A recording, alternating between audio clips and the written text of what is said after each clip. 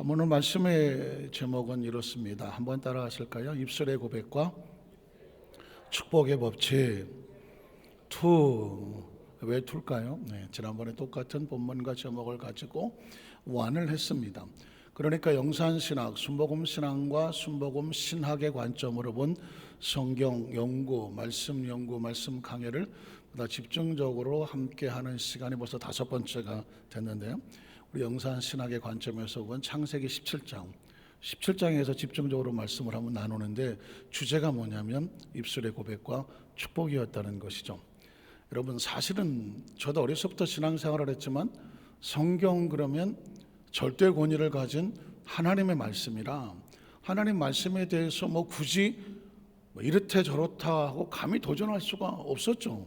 그냥 하나님 말씀이니까 믿어라 하면 믿어지는 것이지, 하나님 말씀이 도대체 구체적으로 어떤 의미가 또 어떤 의도가 있고 이 속에서 느껴지는 하나님의 그 목적과 계획은 뭘까, 이런 부분에 깊이 생각할 수 있는 여유 또는 여지가 없었을 수도 있습니다. 그런데 가만히 생각하니까 삶을 살아가면서 내가 누구인가가 중요한 것인 만큼, 아니 그것을 깨닫는 게 더 중요한 것인 것만큼 하나님 말씀을 수도 없이 평생을 듣고 읽고 묵상하고 말씀을 믿고 말씀대로 기도하고 말씀대로 찬양하고 나아가는데, 하나님 말씀이 무엇인지 해부하고 들어가서 구체적으로 정확히 하는 것은 얼마나 중요하겠습니까? 그래서 제가 창세기 17장을 들어가면서 언약이라고 하는 것을 새기지 아니하면, 언약이라는 정확한 개념을 알지 못하면 어떻게 보면 신앙은 안고 없는, 너무 오래된 이야기라서 고무줄 없는, 요즘은 말을 올리기가 애매한 그런 상황인데, 신앙에 이 언약의 개념이 없으면 어떻게 보면 신앙은 껍데기다. 그래서 여러분, 성경에서 지난주에 제가 서론에 들어갈 때, 지난 강의 때에 이렇게 했죠. 도표를 하나 보여드리면은요, 자, 성경의 뜻은 바이블이다. 영어 성경의 바이블에서 왔고 헬라는 비블리오스라고 하는데 단순한 책, 그러나 의미가 있기 때문에 기록된 책. 그래서 바이블 했다는 거죠. 바이블은 바이블인 줄 알았지 뭐. 근데 제가 바이블에 퀘스천을 걸고 거기에 대해서 태클을 거는 거죠. 바이블 자체가 하나님 말씀이라는 뜻이 없는 거예요. 그냥 바이블인 것이죠. 하나님의 기록된 책이라는 것이죠. 그래서 하나님의 말씀을 구체적으로 파고 들어가서 보니까 구약과 신약 속에 나오는 테스타멘트라는 단어가 나오더라는 것이죠. 지난번에 제가 그냥 말로만 영어로만 테스타멘트 하니까 스페링도 좀 그래서 구체적으로 한번 적어봤습니다. 그랬더니 올드 테스타멘트, 뉴 테스타멘트 하는 것처럼 OT, NT는 아시는 거니까. 자, 그런데 그 뜻이 뭘까?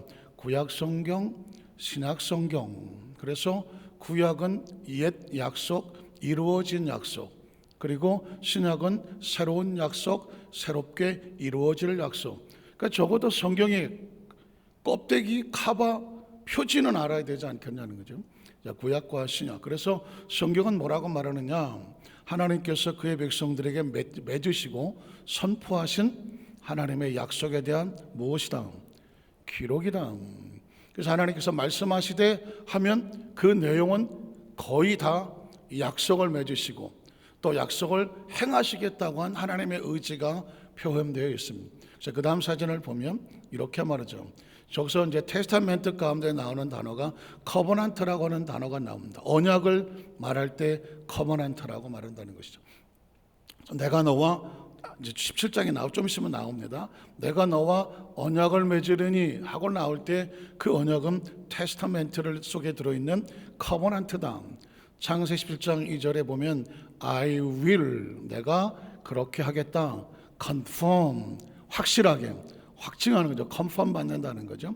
my covenant, 제가 성경 속에서 이 단어 때문에 이걸 끄집어내고 있는 거죠. my covenant, 내 약속입니다. 우리의 약속이 아니라 하나님께서 my covenant, 내 약속이라고 말하거든요. 이 이야기는 뭐냐면 하나님께서 아브라함과 약속을 맺을 때에 네가 이렇게 하면 나도 이렇게 할게 라고 쌍방에 합의된 약속이 아닌 거예요. 네가 이렇게 하든 저렇게 하든 나는 이렇게 할 거다. 하나님의 약속이거든요. 이해가 되십니까? 하나님, 나는 네가 자격이 있든 자격이 없든 내가 이렇게 약속을 하겠으니 내가 할 거야. 그래서 이 약속은 우리 약속이 아니라 누구의 약속이다? My covenant, 나의 약속을 between me and you, 너와 나 사이에, 나와 나 사이에 커버넌트는 쌍방이 돼야 되니까 약속을 하지만 그러나 내 약속을 너와 나 사이에 확증하겠다는 거죠. 그래서 어떻게 되면 너희가 어떻게 될 것이냐, will, 그렇게 된다, 미래, greatly increase, 증가하고 성장하고, 다른 말로 말하면 번성하고 번창하며 your numbers, 뭐 민족이 될 수가 있고, 뭐 민족 자체가 나라의 전체 숫자가 될 수도 있고, 개인의 삶 속에는 하나님이 주시는 왕성케 하시는 역사가 될 수가 있는 거죠. 그래서 내가 내 언약을 나와 너 사이에 두어서 너를 크게 번성하게 할게 하리라. 그 다음 사진은 있을까요? 자, 그래서 제가 확실한 증거로 제가 들고 있는 홀리 바이블이라고 하는 영어 성경이 있는데, 이건 아주 쉽게 읽을 수 있도록 만든 버전이라고 되어 있죠. 홀리 바이블이라고 했을 때 홀리는 거룩하지만 바이블은 성경이라고 그냥 익숙하게 있으니까, 그렇지만 거룩한 경전, 이 정도의 의미를 가지고 있는 거죠. 한 장을 넘기니까 어떻게 되더라고요? Books of the Old Testament, 바로 넘기면 이제 구약 성경의 리스트가 나오고, 그 다음 다시를 보면 그 다음에 뭐가 나오겠습니까? 또 한 장 넘겨보시죠. 또 넘겨보면 뉴 테스터멘트가 나오겠죠. 뉴 테스터멘트가 나와서 성경은 우리 신구약도 이렇게 되는 것처럼 결국 성경은 하나님의 약속이다라는 거죠. 약속. 약속의 의미를 모르면 사실은 신앙은 껍데기라니까요. 아까 제가 농담처럼 말했지만 이건 뭐 오아시스 없는 사막이다, 뭐 이런 표현을 써도 전혀 무관하지 않아요. 그래서 하나님께서 하나님 백성들을 만났을 때 뭘 하시나 항상 우리 사이에는 뭐가 있나? 약속이 있는 거죠. 말씀을 하셨기 때문에 언약이 있는 거고, 하나님이 증거하셨기 때문에 증거라고 말하는 것이죠. 자, 그러면 오늘 지난주에 선언을 했기 때문에 바로 창세기 17장 1절로 들어가 보도록 하겠습니다. 창세기 17장 1절에 보면 아브라함이 99세 때에 야훼께서 아브라함에게 나타나서 그에게 이르시되, 우린 여기서 성경을 3차원과 4차원으로 가른다. 아마 3차원과 4차원을 가른다는 이야기는 여러분이 이전에도 들어본 적이 없고 이후에는 누군가 저의 영향을 받았으면 그런 표현을 쓸 사람이 있겠지만, 적어도 이때까지 3차원과 4차원의 성경을 갈라서 얘기한 사람은 제 이전에도 없었고, 현재 제가 하는 강의, 말씀, 선포 중에 핵심 포인트 중에 하나입니다. 왜냐하면 제가 늘 얘기했지만 어려서부터 신앙생활을 해와서 성경은 그냥 하나님 말씀으로 읽었거든요. 그냥 믿었거든요. 그러다가 보니까 하나님하고 아브라함, 예수님, 베드로 막 섞여서 노는 거죠. 섞여서 놀다가 보니까 어떤 일이 벌어지게 되냐면, 이건 인간의 세계에서는 일어날 수 없는 사건이 벌어지거든요. 그러니까 그걸 기적이라고 말하는 거죠. 그러니까 기적을 무조건 믿어라, 이렇게 돼버리는 거거든요. 그러니까 인간의 3차원의 세계 속에서 하나님의 4차원적인 존재가 들어와서 여기서 역사를 하니까 인간은 생각하기를 하나님은 원래부터 우리랑 이 땅에 같이 있는 존재고 예수님도 원래 이 땅에서 같이 있는 존재, 그러다가 보니까 마치 무슨 산신령처럼 우리하고는 조금 다른 존재이긴 하지만 산에 사는 존재인가? 또 무슨 용왕인가? 이런 식으로 애매한 하나님에 대한 정확한 정체성이 없단 말이죠. 그러니까 벌써 성경을 들어가려면 이거부터 알아야 되죠. 하나님이 아브라함을 찾아와서 이르시되, 이 이야기는 뭐냐면 4차원의 영이신 하나님이 육신을 가지고 3차원의 세계 속에 지구에서, 지금 이 지구에서 살고 있는 우리에게 이 4차원이 찾아와서 3차원을 만나서, 그래서 여기서 하나님과의 관계를 맺는, 하나님과 같이 공존하며 살아갈 수 있는 지금 우리의 자신의 모습을 찾아봐야 신앙은 여기서부터 출발하는 거거든요. 신앙은 여기서부터 출발하는 겁니다.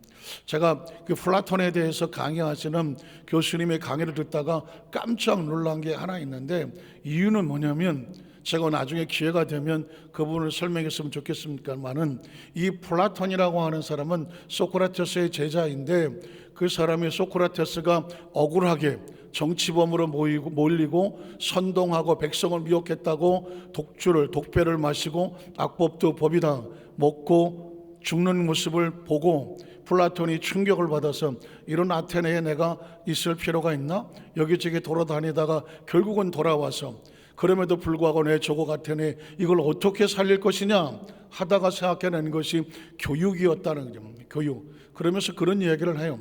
그 플라톤의 국가라는 책에 보면 그 사람, 인간이라고 하는 것은 동굴에 갇혀진 존재와 같은데, 동굴 비유와 같아요. 제가 따로 나중에 설명하겠습니다. 인간이 쇠사슬에 묶여있는 동굴 속에 있어. 그래서 저 뒤에 모닥불이 켜 있어서 앞에 그림자가 어른어른거려.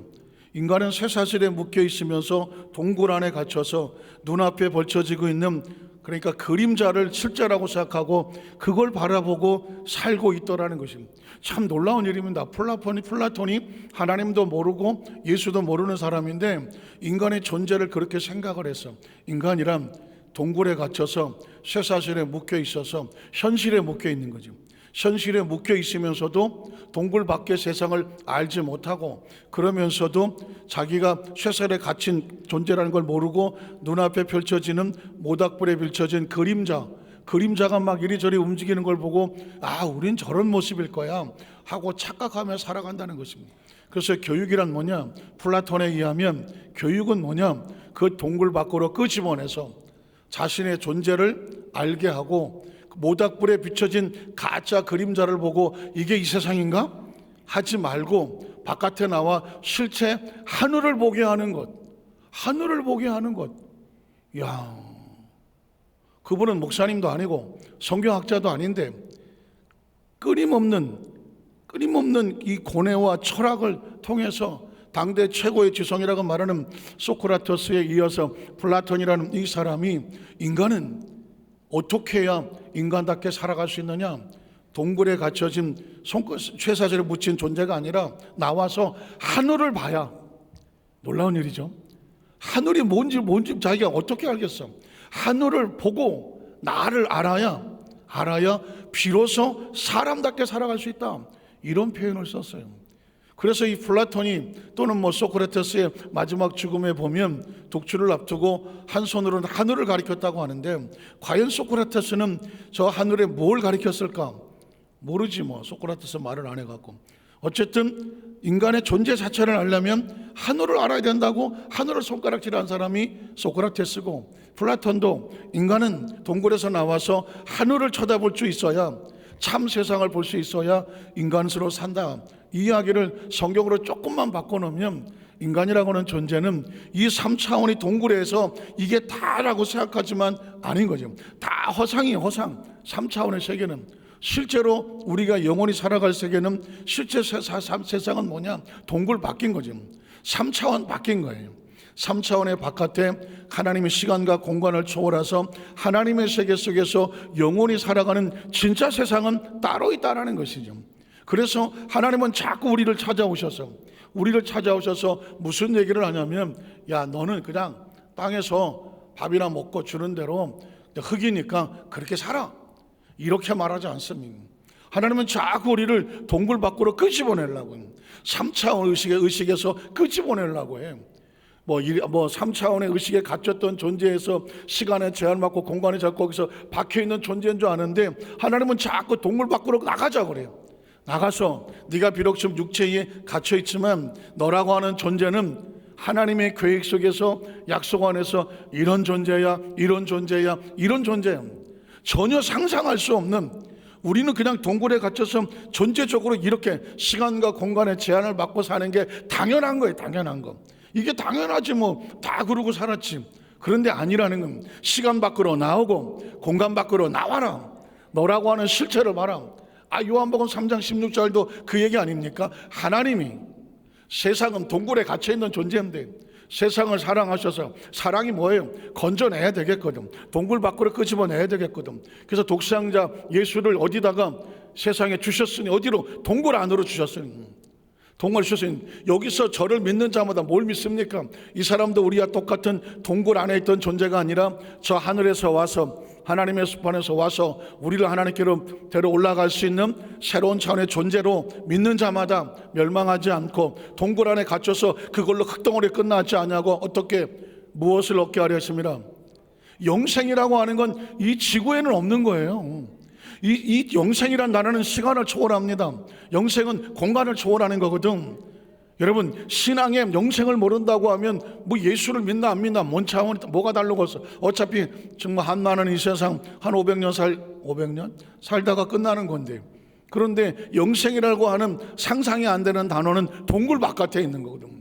이 영생은 지구 바깥에 있는 거거든요. 영생은 우주 바깥에 있는 거거든요. 그런데 하나님께서 우리의 의식과 사고를 열어서 영생이란 단어로 저는 어느 날 문득 성경을 읽다가 기가 막힌 거예요.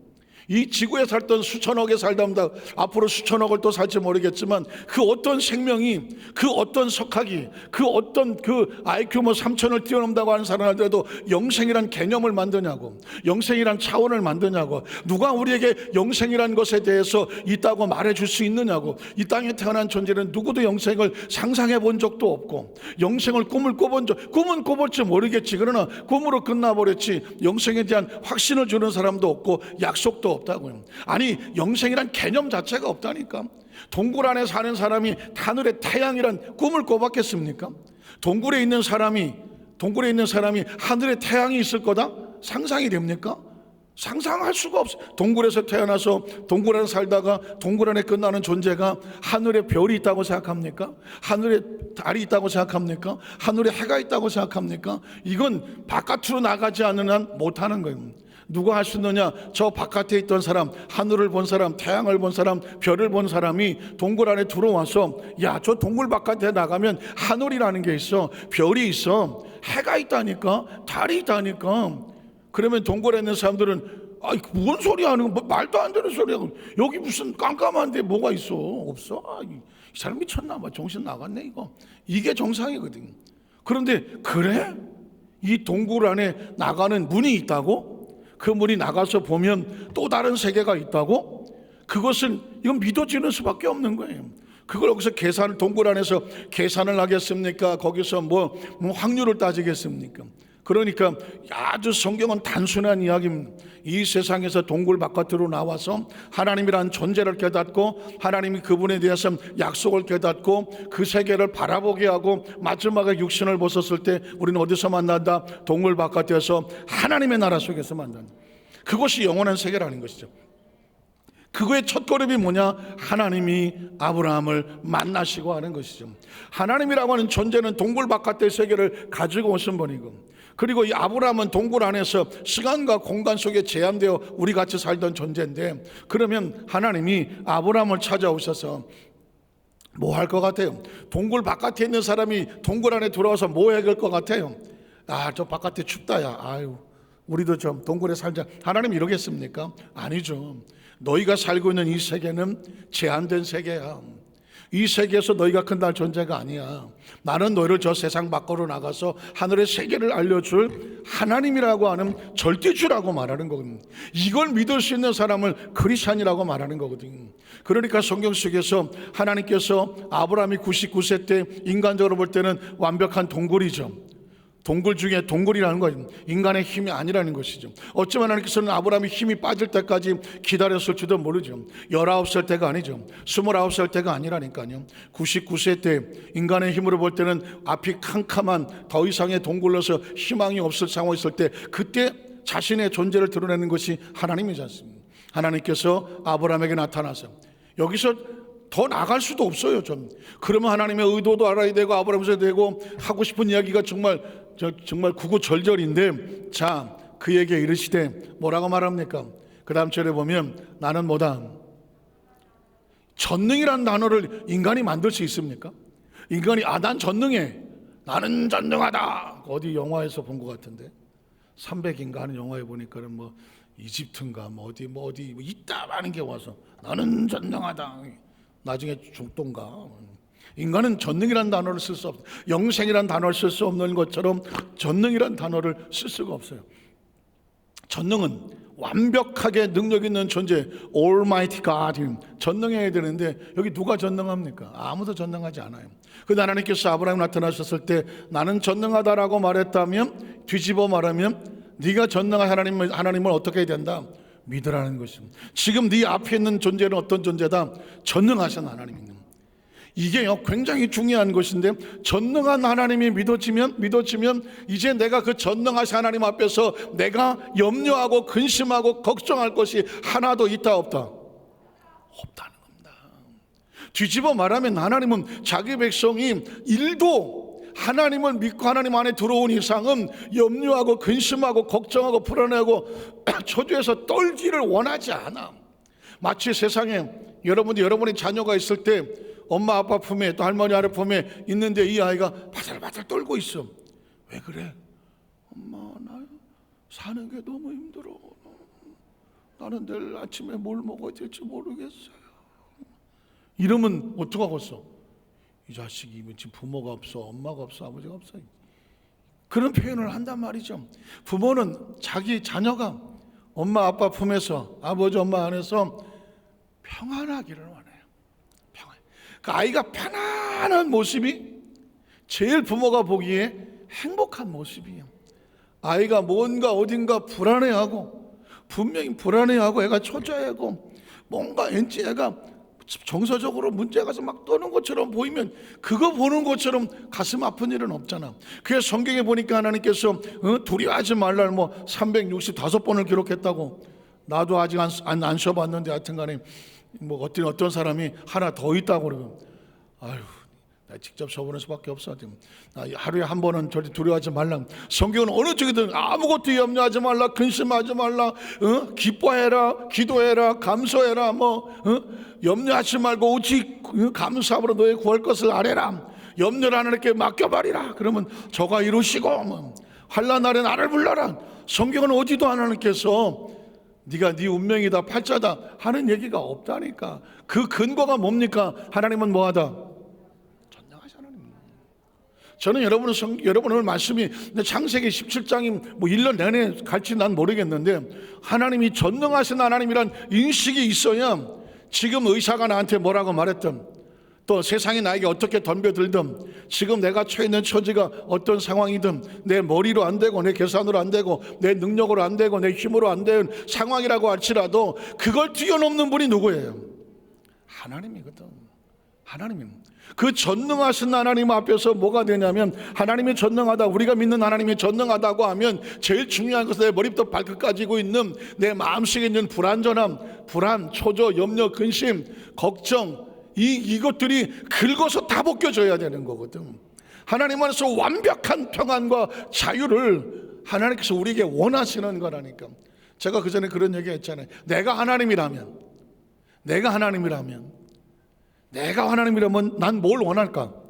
내가 만든 피조물이 하나님 되심만 인식하고, 하나님을 인식함으로 인하여 그 존재로 인하여 하나님 앞에서 평안하게 원하는 거예요. 자유하기를 원하지.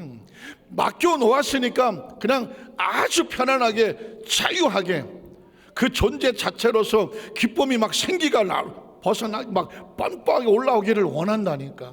창조주가 그거 원하지 않겠습니까? 여러분, 저와 여러분이 하나님 앞에서 물론 의롭고 정직하고 사랑하고 용서하고 열심히 하고 살겠지만, 하나님 안에서는 다 도토리 키재기지 고만하잖아요. 그래서 성경에 보니까 착한 일을 많이 했더니 하나님께서 그로 의로 여기시고 그렇게 하던가요? 성경은 의의 기준을 바꿔놓잖아요. 뭐라고 말합니까? 아브라함이 이 하나님을 믿었더니 하나님이 의로 여기시고 하는 거예요. 피조물이 하나님 앞에서 의롭게 여길 방법 하나야, 창조주를 믿는 거예요. 그 창조주 하나님이 전능하신 걸 믿는 거예요. 그 하나님이 나를 저 구석에 처박아 둔 것이 아니라 나와 같이 하기를 원하고, 하나님을 인식하고 이 삶을 사는 동안에도 흙덩어리 속에 갇혀 있다고 할지라도, 시간과 공간의 이 동굴 속에 있다고 할지라도 하나님으로 인하여 어느 곳에 있든지 두려워하지 않는 거죠. 어느 곳에 있든지 두려워하지 않고, 어떤 상황이라도 두려워하지 않는, 앞뒤가 홍해수와 바로 군대에 막혀 있어도 거기서도 염려하지 말라는 거예요. 그 젖과 꿀이는 그 약속의 땅에 가서 정탐을 해봐도 영시원치 않고 험악한 땅이고 장대 같은 것들이 기다리고 있고 7주 속에 버티고 있어도 염려하지 말라는 거죠. 왜냐하면 마이 커버넌트, 내 약속이니까. 하나님이 약속하셨기 때문에 그 가나안 7족속은 누가 상대할 거예요? 그건 하나님이 상대한다니까.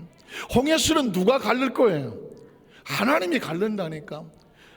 그래서 하나님이 이 약속이란 존재를 믿으면 결국 세상에 뒤나고 나서 뒤집어 그 자리에 가보면, 뒤돌아보면 그게 하나님께서 이루어 놓으신 거거든. 그래서 여러분, 저는 이 성경 속에서 그냥 머릿속에 하나, 마이 커버넌트, 하나님의 약속을 집어넣으셨으면 그 다음엔 그 약속하신 하나님이 어떻다? 전능하시다. 전능하시다. 이 전능하시다라는 것이 그냥 알고 시험지에 답 쓰듯이 아니라 내 의식과 무의식 속에 이 전능하신 하나님이 꽉 들어차 있어야, 꽉 들어차 있어야 그 다음에 아무리 세상이 우리를 두렵게 떨리게 한다고 할지라도 어떻게 그걸 이길 수 있는 힘이 어디서 오느냐? 전능하신 하나님을 믿는 거예요. 조심스럽지만 제가 조금 인생을 살다가 보니까 예상치 않은 일이 벌어질 때가 있더라고요. 아주 10대 때도 있고 20대 때도 있었고 30대 때도 있었어요. 그런데 처음 예상치 않은 일이 벌어질 때는 굉장히 두렵잖아요. 이거 나는 이렇게 생각했는데 저런 일이 벌어지면, 그러면 상당히 사람은 자기 계획과 어긋난 일이 벌어지게 되면 처음 겪을 때는 굉장한 두려움이 다가오죠. 당황하죠. 그리고 막 불안하죠. 어쩔 줄을 모르죠.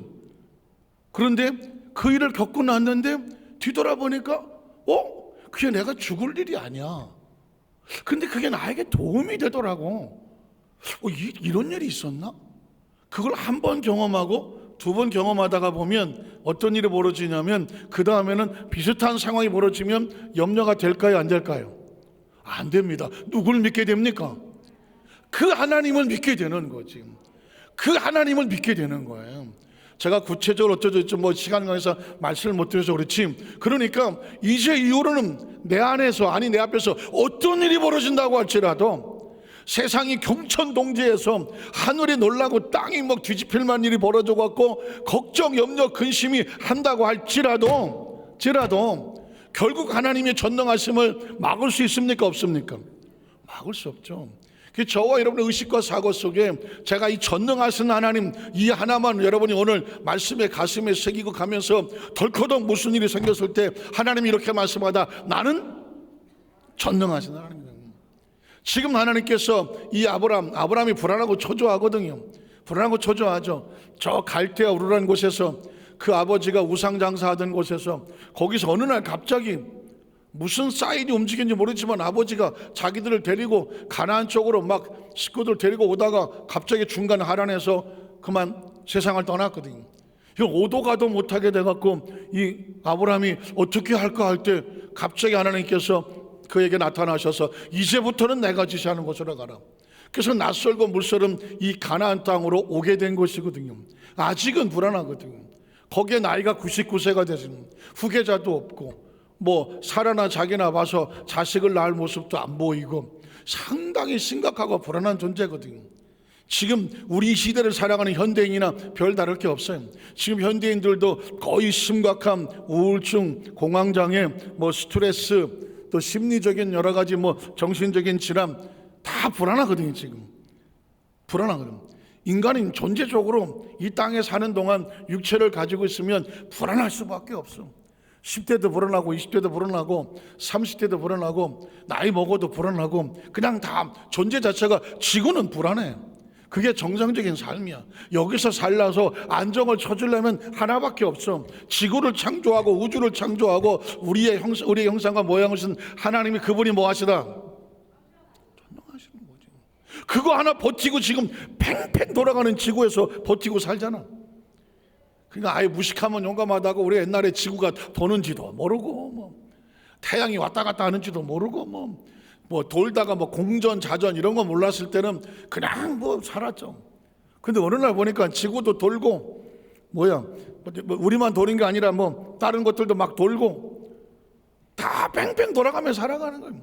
그 엄청난 소리를 우리가 듣지도 못하고 그 느낌도 못 느끼면서 그냥 맨 땅에 평범한 땅에서, 그리고 살아가는 좀 살아가잖아. 뭘 믿고 그렇게 사는 거예요? 잠은 옵니까? 잠이 오냐고. 막 도는 지구에서 지금 살고 있는데 엄청난 소리가 귀를 때리고 있는데도 눈만 뻑뻑, 세상 참 조용하다. 그 내가 안 들려서 조용한 거예요. 내 눈에 안 보여서 그냥 고요한 거고, 내가 지금 팽팽 노는지를 하나님이 못 느끼게 해갖고 지금 그냥 고요하고 잔잔할 뿐이지, 지금 우리 주위에 지구도 팽팽 돌아가고요, 엄청난 소리가 들리는 거라고요. 그 와중에서도 우리는 그냥 조금만 좀 편안해지면 주무시려고 하잖아요. 가만히 보면 우리는 사실 겁이 너무 없는 거예요. 그 겁이 없어. 이 지구에서 살아가면서 어떻게 겁 없이 살아가지? 이유는 하나, 하나님의 전능하심을 믿는 거죠. 그분이 우주를 지배하고 통제하는 법칙과 원칙과, 그리고 이 지구에 돌아온 모든 환경과 여건과, 그리고 저와 여러분이 이곳에 보내셨을 때 그냥 맹컬없이 그냥 여기 살다가 의미 없이 죽게 만드시지 아니하실 거다는 하나님에 대한 절대 신뢰. 전능한 하나님 우리에게 원하는 건 뭐예요? 절대 신뢰예요. 그래서 너는 내 앞에서 뭐 하라는 것입니다. 행하여 완전하라. 인간이 하나님 앞에서 얼마나 깨끗하게 살면 완전하겠습니까?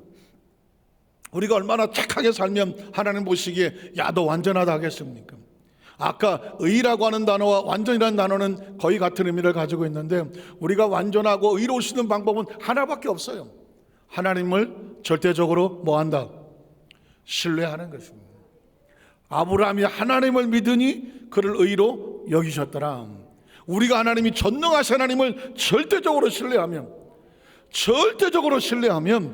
하나님은 우리를 뭐라고 말하면 네가 됐다. 그게 완전한 거예요. 아브라함이 자기 새끼를 이삭을 갖다가 하나님의 그 제단 앞에 절대적으로 신뢰해서 갖다 올려놓잖아요. 쉽지 않은 거잖아요. 절대적으로 신뢰해서 하지 않으면 못 올려놓는 거죠. 그를 올려놓았을 때 하나님 뭐라고 말합니까? 이제 됐다 그래요. 네가 나를 경외하는지를 내가 이제 알았다는 거예요. 하나님은 이삭을 뺏으려고 하는 게 아니죠. 지금 이 순간에도 하나님을 절대 신뢰하는 거죠. 의사가 뭐라고 말했든지 나는 하나님의 약속의 말씀을 믿고 나는 살 수 있습니다. 치료받을 수 있습니다. 응답 받을 수 있습니다. 이 세상은 끊임없는 이 마음의 굳은 의지와, 그리고 그 신뢰에 대한 전쟁은 밖에 있지 않습니다. 내 안에 있습니다. 내 안에. 내가 하나님에 대한 말씀을 절대적으로 신뢰하면 그 순간에 하나님의 역사가 내 안에 둑으로 오는 것이고, 내가 하나님에 대해서 절대적으로 신뢰를 잃어버리면 그냥 무너져 버리는 거지. 전 잘 그런 거 잘 안 보는데 시니어 토크에서 황금영모신가 어디 잠깐 보니까 자막이 흐르는데, 나는 남편 앞에서 완전히 자존심이 무너진 적이 있다. 그런 자막이 있길래 도대체 무슨 사연이 있어서 남편 앞에서 자존심이 그렇게 무너지셨을까? 그래서 내용을 조금 들어봤어요. 그랬더니 어느 부부, 연세가 드신 한 70 가까이 되신 60, 70 되신 부부가 있는데, 남편이 그렇게 등산을 좋아한다네. 등산을 좋아하는데 가파른 등산 막 올라간대요. 근데 하루는 부인에게 등산을 같이 가자고 그러더래요. 평상시 절대 안 따라가는데 그날따라 왠지 마음에 갈 것 같더래. 그래서 가자고 등산을 따라갔대요. 근데 이게 그냥 산이 아니야. 그 꼭대기 가면 왜 돌로 돼갖고 막 이렇게 올라가고 저 돌 꼭대기 올라가서 야호하는 그런 부위 있잖아요. 저도 그 전에 설악산 어디야 그 울산바인가 장군봉인가 꼭대기 올라갈 때 마지막에 올라보니까 이렇게 올라가더만. 근데 이분이 덜커덕 따라가다 보니까 남편이 거기까지 올라가는 거예요. 그래서 거기를 자기 이렇게 따라가려고 보니까 나중에 보니까 기어서 가야 될 정도로 경사가 높더래요. 그래서 그냥 앞만 보고 가야 되는데 가다가 밑에를 딱 보는 순간 천길랑 떨어진 거예요. 그때부터 몸이 바달바달 떨리기 시작하네요. 그리고 다리에 힘도 빠져갖고 턱 주저앉았대요. 그래갖고는 숨도 가쁘고 갈 수가 없더래요. 그걸 딱 보는 순간. 근데 남편을 보니까 왜 그래? 말 따라와. 그런데 남편이 그렇게 멋있어 보이더래요. 그 가파른데 내려가면서 밑에 쳐다보면 남편은 겁이 없더래. 그래갖고는 이 남편의 손에 매달려갖고 꼭대기까지 올라갔다가 내려올 때도 그냥 뒤도 안 쳐다보고 내려와갖고는 그 다음부터는 지금까지 남편 앞에서 길을 못 쓰고 남편이 그렇게 존경스러우며 자기의 그냥 모든 자존심이고 뭐고 그날 한 방에 날아갔대요. 우리 유아영 장로님하고 우리 김용대 장로님께서 두 분 권사님을 모시고 산꼭대기를 근데 두 분은 뭐 워낙 사이가 좋으셔서 어쨌든 제가 그 얘기를 듣고 와, 누구나 마찬가지입니다. 높은 데 올라갔다 절대 밑을 바라보지 마라. 보지 말아잖아요.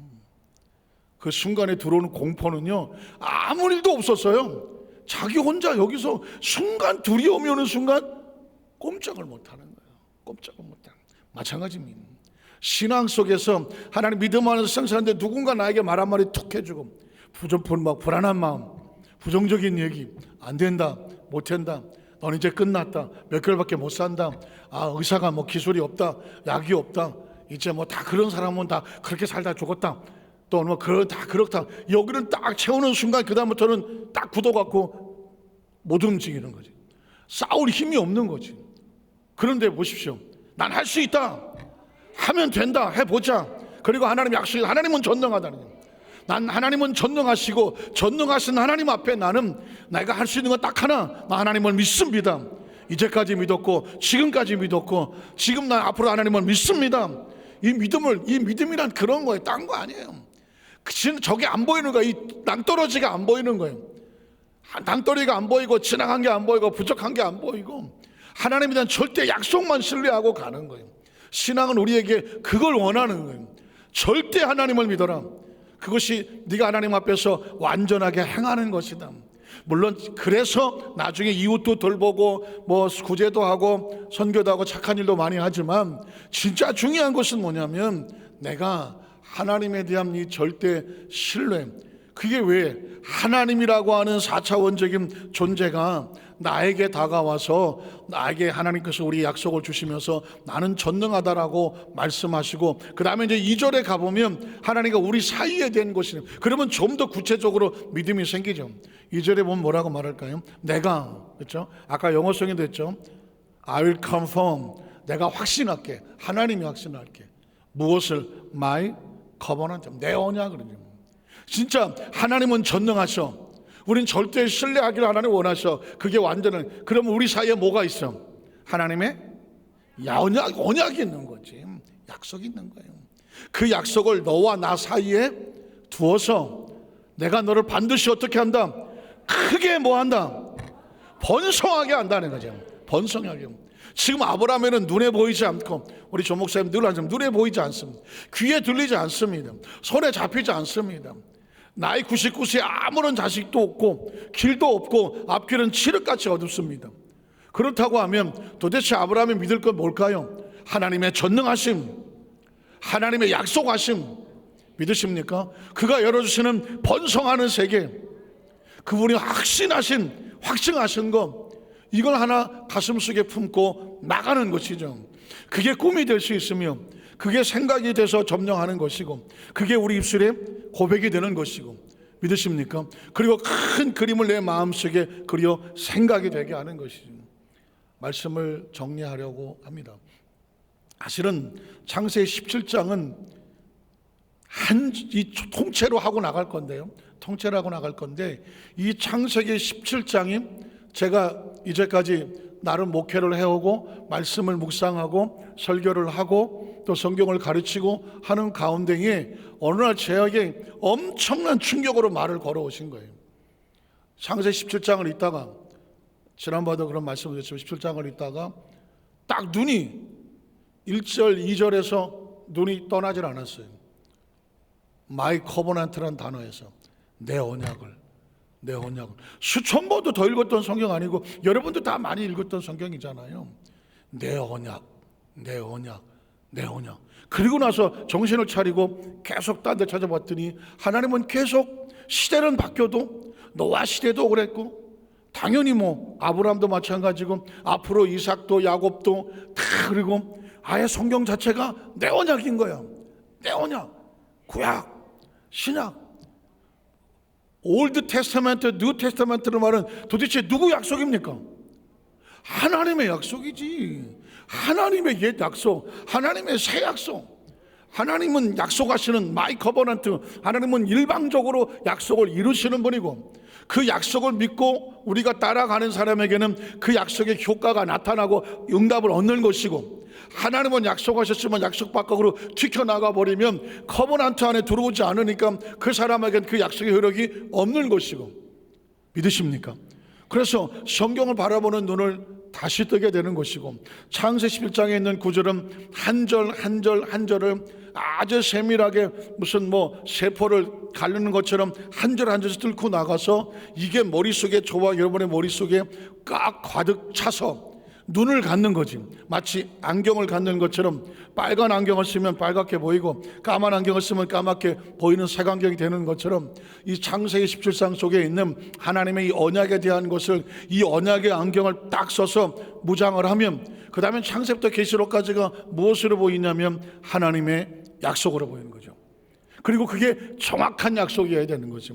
이 약속을 보지 못하면 성경은 스토리, 히스토리, 역사, 때로는 문학, 때로는 시, 때로는 경전, 때로는 예수님께서 어떻게 하셨다고 하는 사역에 대한 기록 내용, 이걸로 끝나버리죠.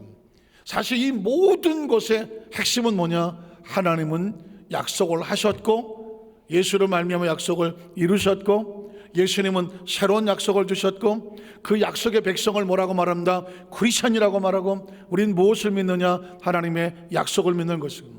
무엇을 믿고 기도하느냐? 약속을 믿고 기도하는. 기도는 하나님과 우리 사이의 약속이죠. 구하고 찾고 문을 두드리면 하나님께서 얻게 하고 찾고 하고 열어주시겠다, 하나님이 약속하고. 믿으십니까? 그리고 예수님도 다 약속하잖아요. 다 예수님도 약속입니다. 그래서 저와 여러분이 약속은 양쪽의 내용을 알고 있어야 그 약속대로 구하고 약속대로 효력이 나타나는 것처럼, 크리스찬이란 뭐냐? 하나님의 약속을 정확히 아는 사람. 성경은 바로 그 약속을 가르쳐주는, 말씀을 맺으면서 아까 처음에 수도했던 플라톤의 이야기로 마무리를 지려고 합니다.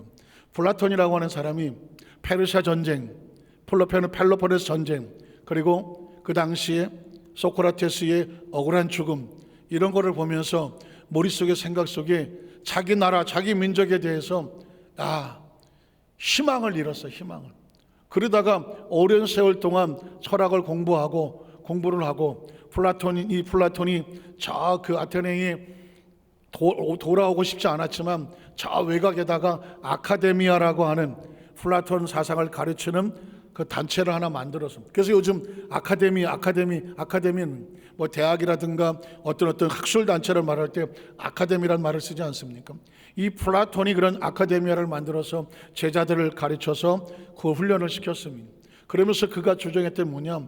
인간은 교육이 아니면 바뀌지 않는다. 교육이 살아있어야 국가도 살아있고 개인도 살아있으며, 교육이 똑바로 되어 있는 나라는 희망이 있고, 교육이 무너지면 그 나라는 희망이 없다라고 이 플라톤은 교육으로 나라와 개인의 운명을 기대했습니다. 그래서 자기 평생을 이 교육을 그 자기 민족을 교육시키려고 몸부림을 썼고, 그가 썼던 책들의 많은 부분들은 지도자를 향한 교육, 가디안이라고 말하는 수호자를 위한 교육, 일반 백성들을 위한 교육, 그래서 교육을 그렇게 강조를 했어요. 제가 참 감명을 받은 것은 뭐냐면, 그는 원리를 알았어요.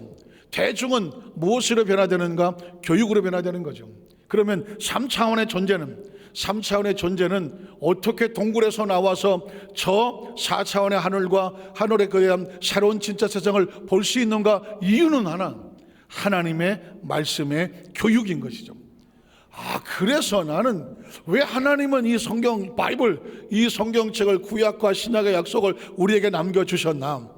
우리는 왜 주일마다 또는 예배 때마다 이 성경을 통해서 말씀을 선포하게 하고 말씀을 듣고 말씀을 묵상하기까지 달려왔나? 여러분, 이 말씀을 들으면서 아주 자연스럽게 하나님의 말씀으로 교육을 받잖아요. 말씀을 교육받고 그것이 나의 영적인 지식이 되고 영적인 원리가 되고 법칙이 되고, 그래서 말씀의 세계를 많이 교육을 받은 사람은 어떻게 사냐? 이 세상과 다른 차원에서 삶을 살아가죠. 다른 차원에서. 그래서 여러분이 끊임없이 하나님의 말씀을 읽는 것도 내가 하나님의 사고로 바뀌기 위한 것이고, 말씀을 듣는 것도 이 사고가 바뀌기 위한 것이고, 조심스럽지만 여의도 순복음 완산 교회에 또 이 강단에 선포되는 말씀으로 교육되고 듣는 성도들에게는 3차원의 아무리 주옥 같은, 아무리 화려하고 주옥 같은 명문장과 명강의가 있다고 할지라도 그거는 세상에 대한 교육이지. 3차원의 교육은 3차원으로 끝나지만, 플라톤의 교육은 세상적인 교육을 원했지만, 예수 그리스도를 이 땅에 보내서 말씀을 주신 것은 뭐냐? 하나님의 나라에 대한 4차원의 신앙 교육입니다. 그게 순복음의 신앙의 교육이고 영산의 신앙의 교육이고, 그걸 끊임없이 몸부림쳐 외치는 것이 오중복음과 삼박자 축복이고, 그 관점으로 성경을 바라보게 되면 하나님의 또 다른 세계를 우리 속에 펼쳐지게 되는 것입니다. 간절히 바라기는, 정말 간절히 바라기는, 저는 이 땅의 모든 크리스찬들이죠, 이제 이 교회를 넘어서 모든 신학교나 영적 단체를 넘어서서 이 땅의 모든 크리스찬들이 하나님 말씀을 통하여서 말씀을 보고 배우고 교육하고 또 가르치게 될 때에 우리 속에 있는 이 하나님에 대한 절대 믿음, 그리고 새로운 약속, 이 비전을 가지고 끊임없이 우리를 동굴에 가다두려고 하는 저 세속적인 차원에서 벗어나고 탈출해서 이 말씀의 세계를 통하여 세상 바깥으로 나와서 하늘을 쳐다보고 하나님을 쳐다보고 새롭게 펼쳐지며 그 세계의 주인공이 되는 우리 성도님들, 그리고 모든 영적인 지도자들 되시기를 주님의 이름으로 축원합니다. 기도하겠습니다. 전능하신 하나님 아버지, 감사합니다.